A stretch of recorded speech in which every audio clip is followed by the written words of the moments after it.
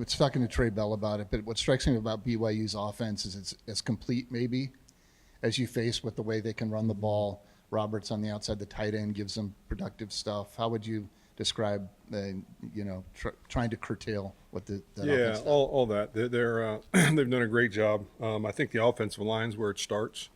That group is playing well together. They do a great job up front. Pass protections, run blocking, all the schematical stuff that everybody throws at them. That's where it starts to me. And then great skilled position players. The quarterback's playing well. Runs the football. It's 11-man football, across the field and vertically and horizontally. Obviously, the wideouts and tight end and tailbacks, and they've got all the pieces. So they're playing really well. Got a lot of juice. They play with a lot of energy, and it's very evident on videotape. What did you want your unit to attack the most during the bye week, and how did they handle it? Yeah, I think just recognizing. I mean, some of the errors that we're making. Some communication things, and got let a couple plays get away from us, which was obviously just kind of on us. And then when you play good teams, they can expose you. So I think just trying to gear down a little bit, maybe what we're doing, the communication process, how we're doing it, and then better ways to do it. I think that's first and foremost going into this week.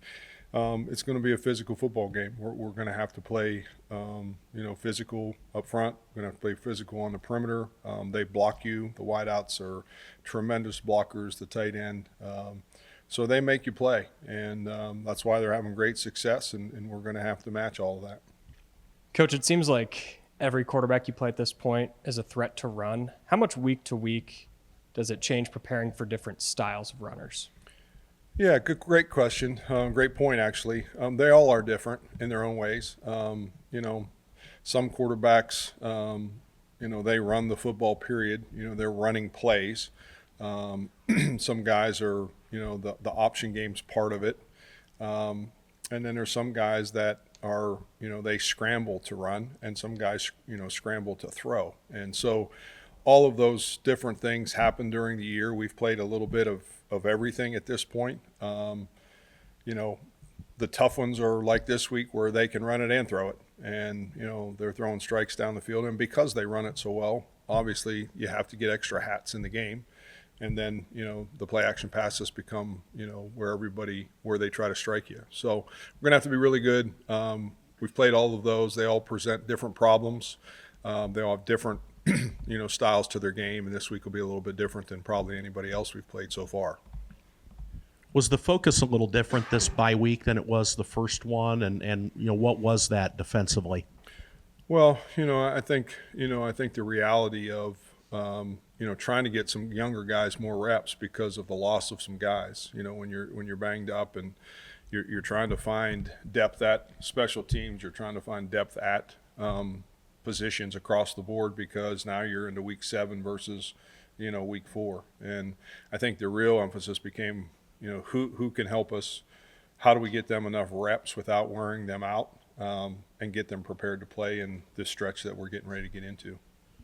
And then on the back end with Trey and with Quentin, how valuable was that bye week for those guys and being relatively new starters in the system? Well, really important. They got thrown in there pretty quickly, and how it all happened. So they got thrown in pretty fast. They've done a great job. They continue to grow, and again, trying to get the guys behind them to give them a break a little bit. They went from playing, if there's 70 plays in a game, they were playing 25. The other guys were playing 50 to 60, and now all of a sudden they're playing 50 to 60, and we got to find guys that can give them a break. And really, a couple of those, they were playing close to 70 snaps in that game. So we've got to find some depth for them along the way here. Coach, I think back to the point in last season where you lose 2 in a row, and then you're able to come back and rally the rest of the season kind of defensively and do just enough.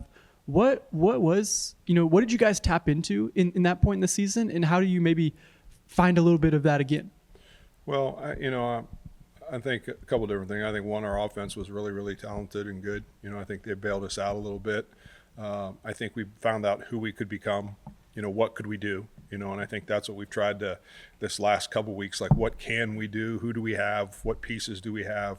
And depth and all of those things play into that. So you have to be able to put your guys and give them opportunities to have success, put them in the right positions.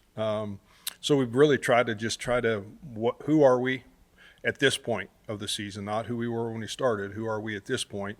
What do we have? How do we make it as simple as we can? How do we make it complex for the guys that we're playing against? And that's what the real challenge has become. But, I think our guys a year ago, I think you either sink or you swim, and I think we're at the crossroads, as coach always says, we're either going to rally up here and we're going to fight like crazy or it's going to go the other way. And I think we have a locker room of guys that really care. Hey, Coach. So Yes, ma'am. you just said we found our identity. Who are you guys then as a defense? Well, yeah, I think it's really, when I say that a little bit, it's like, what can we do? Like, what pieces do we have? What sub packages can we get into?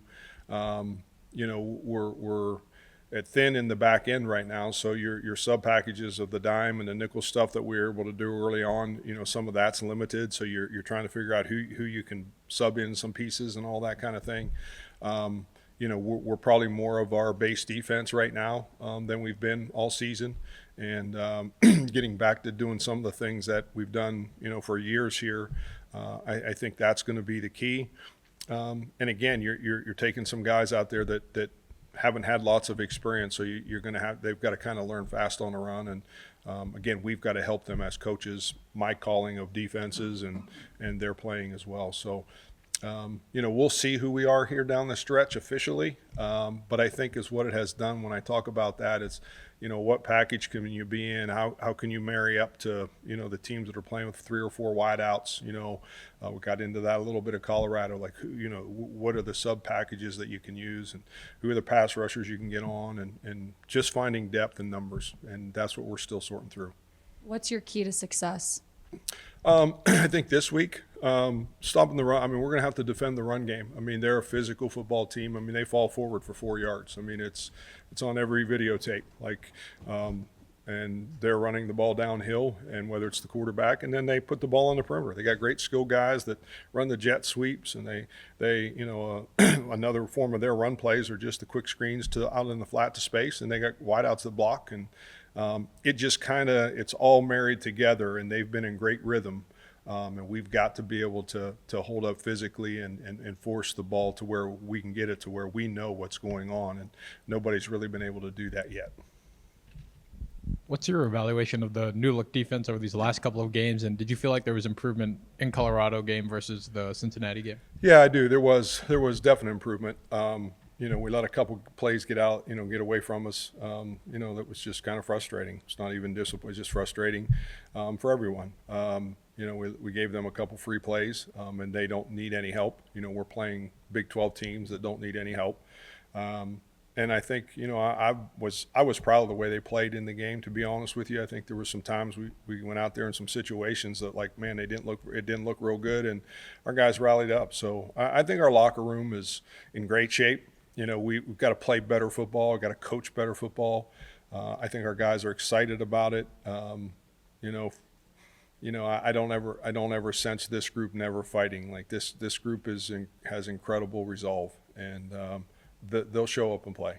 And whether the film room or on the practice field, how have you seen Jontez and Coop kind of step up as mentors or unofficial coaches? Yeah, they've just been around. Their biggest thing these last 10 days, whatever it's been since their surgeries, I think they've been trying to take care of themselves a little bit. They've been in and out of treatment, living in the training room, see them in meetings and those kind of things. They've been around a lot, but they really, I think, of just trying to get themselves back so they can at least move and walk on their own and that kind of thing. So they've been around some. In fairness, though, those guys are trying to. I mean, they've spent the last 10 days had surgery, so they're trying to get themselves right. But they're always around. They're got great spirit. They're in all the meetings and player meetings and team meetings and all those kind of things. So it's great to see them. Players love having them around.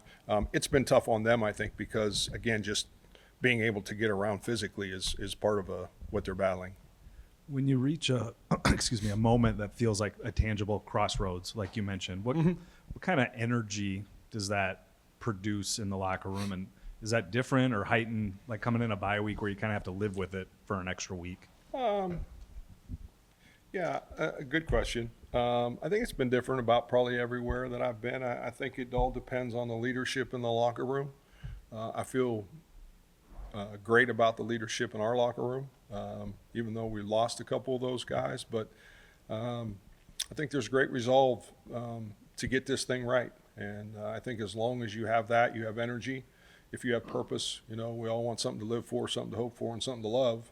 And I think our team has all three of those things. And I think as long as you have that everywhere in society, you got a shot, and we'll have a shot.